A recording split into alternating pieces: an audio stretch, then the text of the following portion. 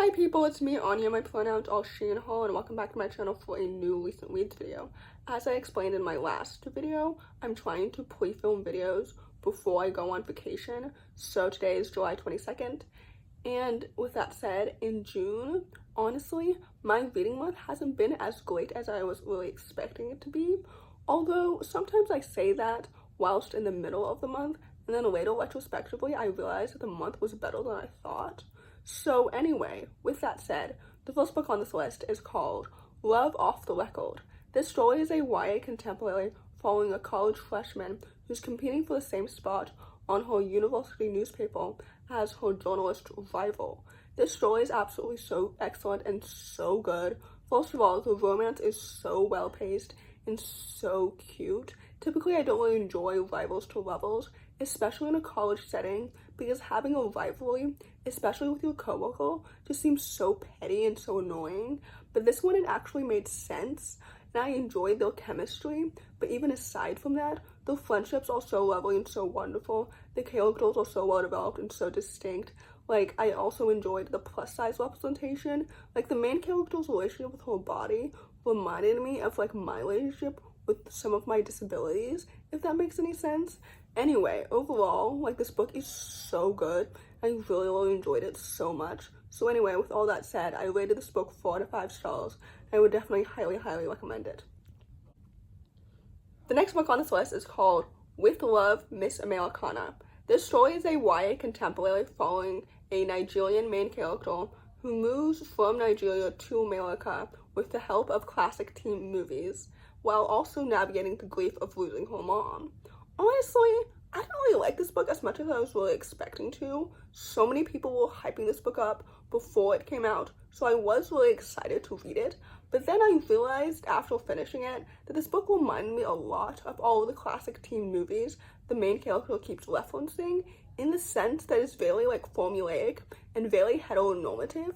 Now, you could argue that every YA contemporary I read is very formulaic because I've read literally so many, but this book was formulaic in the sense that I couldn't help but notice it instead of being like immersed in the story and being like super interested in the characters or the romance or anything like that. Does that make any sense? I don't know if it does, but basically, I didn't love this book as much as I was really expecting to. I wasn't really fully immersed in it, although I can definitely tell how other people might enjoy it. You know what I mean? Like, objectively it's good, but subjectively it wasn't for me. And I'm not sure exactly why, like what the difference is. But anyway, overall, I rated this book 3 stars, and I didn't really love it. So with that said, take that as you will. The next book on this list is called Hearts That Cut. This story is a YA fantasy sequel to Threads That Bind, which I read earlier this year if I'm not mistaken, or maybe late last year, I can't quite remember. Time is such an arbitrary concept these days. But anyway, this book was so good. It was such a solid sequel. I did prefer the first book, but I really appreciated how the author like expanded the world building and made me care about the romance and the characters again. Like, this book is so good. The world building is so unique and it's so immersive. The characters are so well developed and so distinct. Some of the new characters, in my opinion, didn't receive as much like screen time or development as I think that they deserved. But overall, like, the romance is so cute and so well done. The main character's relationship with her sisters, given like the aftermath of what happened in the first book, makes so much sense and it feels so understandable. The plot is so engaging and so intriguing. The plot twist towards the end of the book truly had me gagged. Like, this book is so good. So anyway, with all that said, I rated this book 4 out of 5 stars. I would definitely highly recommend it.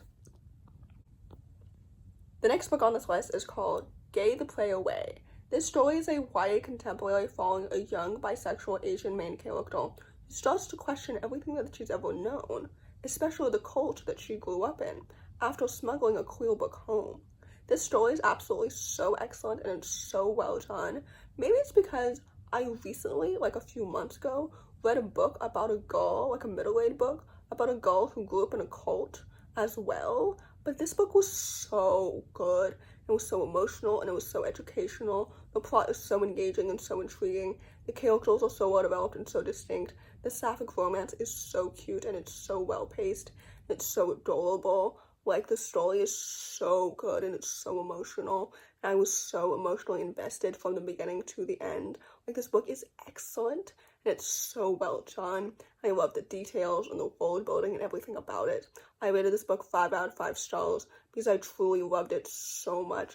The ending is so, like, happy and so good. This book is excellent and it deserves so much more hype, and it's so good. So anyway, with all that said, I would definitely highly recommend it. The last book on this list, and certainly not the least, is called Orpheus Girl. This story is a YA contemporary reimagining of the Orpheus myth as two girls who are both sent to conversion therapy. So there are trigger warnings on this book for internalized homophobia, electroshock therapy, and conversion therapy. So please be wary of those things if those things trigger you. This book is so good. I rated it 4 stars because, first of all, the author does not hold back on the details of everything going on. Like, the world building is excellent, and it truly made me feel for the main characters, but also anyone who has ever gone through this ever. Like, this book is so excellent. The writing is so good, and it's so poetic.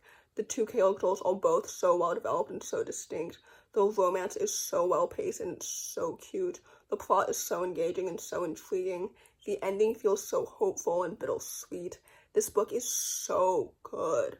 But like I said, the author does not hold back from the harrowing and heartbreaking details of conversion therapy.